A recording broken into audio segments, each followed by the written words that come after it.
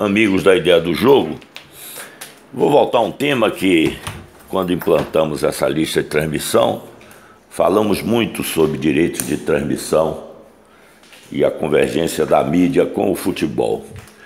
E em muitas oportunidades eu comentei sobre o desconhecimento dos dirigentes com relação aos direitos de transmissão, às janelas de exibição, como isso é calculado, qual o valor de cada janela, os prejuízos que os clubes tiveram ao longo dos anos de assinar um contrato só com todas as janelas, com a rede de televisão contratada para este fim. Porque você não mexe no contrato, porque todas as propriedades estão num contrato só.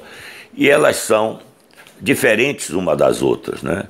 Nós temos 5 janelas de exibição: fechada, aberta, pay-per-view, internet e celular. O Brasil nunca, os clubes brasileiros nunca estudaram com afinco os seus direitos. Os seus dirigentes, se não eram profissionais, deveriam ter contratado ou especialistas ou empresas especialistas para assessorá-los. Nunca o fizeram. E agora, a Globo, no novo contrato, que vai de 2019 a 2024, que já é um absurdo, assinou um contrato de 6 anos, com as mudanças, com a dinâmica das mudanças na convergência, mas é outra discussão. Os clubes, houve uma reunião em Brasília essa semana com os maiores clubes brasileiros, porque existe uma proposta, porque parece que no novo contrato daqueles clubes que assinaram com a Rede Globo, porque outros assinaram com a Sport Interativo apenas a janela de exibição TV fechada, parece que nos novos contratos a Globo abriu mão dos direitos internacionais. Porque a Globo fazia o seguinte: a Globo, durante esses anos todos, senhores, ela comprava as janelas, os direitos sobre as janelas de internet, de celular, direitos internacionais, mas nunca usou. No caso dos direitos internacionais, o que é que ela fazia? Ela pegava highlight dos jogos e botava no seu programa de assinatura que ela tem com vários países no exterior, né? Então, quando você pagava assinatura, por exemplo, em Portugal, você assistia highlight dos jogos do Campeonato Brasileiro e não o produto Campeonato Brasileiro. Como aqui no Brasil, né, nós estamos sendo, vamos dizer assim, invadidos, né, com a mídia dos campeonatos alemães, franceses, italianos, ingleses, mas na sua integralidade, né? Os principais jogos são passados nos diversos canais que compraram esses direitos, né? E a gente assiste uma infinidade de jogos. A juventude começa a torcer para clubes do exterior, né? Campeonato Espanhol, Barcelona, Real Madrid. A gente, esses anos todos, assistimos impassíveis, sem nenhuma resistência, não, com alguma resistência. Eu, da minha parte, enxerguei isso muito cedo, modéstia à parte, lutei contra isso junto com o presidente do Atlético Paranaense, Mário Celso Petralha. Mas sempre foi muito difícil, porque os interesses de bastidores, os interesses subalternos eram enormes, né? E a CBF nunca esteve do lado dos clubes, né? A CBF sempre esteve do lado da rede de televisão. Então era muito difícil para a gente. A gente ia para as reuniões do Clube dos 13, e na época ainda tinha uma reunião, um grupo, uma associação que representava os clubes. A gente tinha um fórum para discutir, embora não se caracterizasse como uma liga, porque não tínhamos o poder de administrar os nossos interesses, né? Mas pelo menos a gente discutia. Mas os avanços foram pequenos, sabe? Muito pequenos. Então, agora parece que a Globo abriu a mão dos direitos internacionais, não sei, acho que teve influência da CBF. O fato é que os clubes passaram a buscar mercado e chegaram algumas propostas de fundos chineses de números perto de R$1 bilhão. Veja a quantidade de dinheiro que os clubes deixaram na mesa ao longo desses anos todos.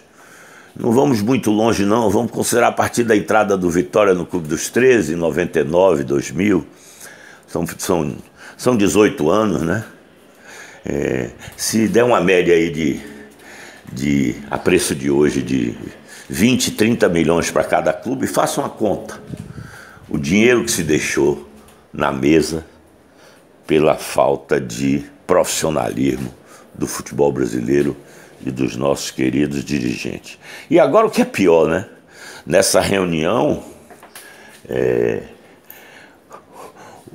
foi relatado pelo presidente do Atlético Paranaense de que algumas propostas foram retiradas da mesa porque a Globo deixou vazar algumas informações do seu novo contrato com os clubes que aderiram à sua transmissão, né, vendeu os direitos para a Rede Globo, de que as coisas não eram bem assim, que havia algumas condições que limitavam a liberação desses direitos para os clubes. Imaginem, senhores. E os fundos e os grupos compradores de direitos internacionais recuaram para entender o que está acontecendo. E o que é pior, né? As manifestações dos dirigentes de clube é de uma falta de conhecimento, uma falta de percepção, uma coisa absurda, né? Tinha uma proposta de que dava 800 milhões chinesa e tinha uma outra proposta, incluindo publicidade estática, muito mais barata, de 550 milhões. Ouvimos de um dos dirigentes nessa reunião em Brasília que era melhor fechar mais barata, porque temos que pensar a longo prazo, porque precisamos divulgar a marca dos nossos clubes do exterior, como os clubes estrangeiros fazem com a gente.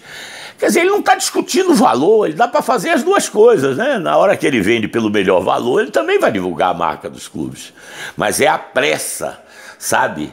Essa pressa de fechar os acordos é que prejudicou os clubes brasileiros ao longo desses 20 anos, no mínimo, não é? Porque estão todos gastando mais do que arrecadam, certo? Com endividamento crescente, certo? Até que deu uma diminuída depois do Profut, porque existem regras de fair play rígidas no Profut e os clubes podem perder esse financiamento do seu passivo em 20 anos.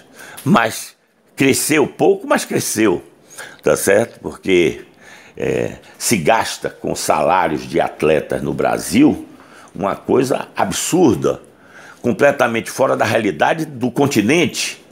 Somos o maior continente, economicamente somos o mais poderoso, mas a diferença de salário, por exemplo, que se paga na Argentina, na Colômbia, no Chile, né, e em relação ao Brasil, é uma coisa absurda, né? Eu que negociei com muitos clubes na América do Sul, e não tem muito tempo, verifiquei que jogadores importantes, por exemplo, esses dois jogadores que vieram pro Vitória, pelo currículo deles, clubes que ficam da metade da tabela de classificação para baixo, né? Os salários não passam de, no máximo, 20 mil dólares. Quando eles vêm para o Brasil, eles querem ganhar salário de Europa. E os empresários enfiam nos inexperientes dirigentes brasileiros, ou então nos precipitados dirigentes, né, que contratam com salários estratosféricos, né? Então essa reunião mostra como estamos ainda distante, né? Que falta faz uma liga dirigida por profissionais para cuidar dos interesses de todos os clubes, né? Que falta faz. E o que existe na mesa, certo? Quero aqui parabenizar o dirigente do Corinthians, que não se isolou, certo? Precisa um grupo e disse que vai caminhar com o que decidir a maioria dos clubes. Os grandes clubes brasileiros precisam entender o seu papel de liderança da transformação do futebol brasileiro, porque eles não jogam sozinhos, eles estão ficando hoje com essas negociações individuais cada vez mais distantes. O orçamento do Flamengo para esse ano é acima de 600 milhões. A média de orçamento dos 10 clubes, vamos dizer assim, mais importantes do Brasil, tirando um pouquinho, mas mesmo Botafogo e Fluminense, podemos botar 12, a média de orçamento deles, hoje, média, está na faixa de 250 milhões. 250, 300 milhões. Nós estamos com 80 a 100 milhões. É muito difícil competir, não é? Com essa diferença econômica. Então, esses direitos internacionais, embora não diminua essa diferença, porque parece que vai ser dividido igual para todos, né?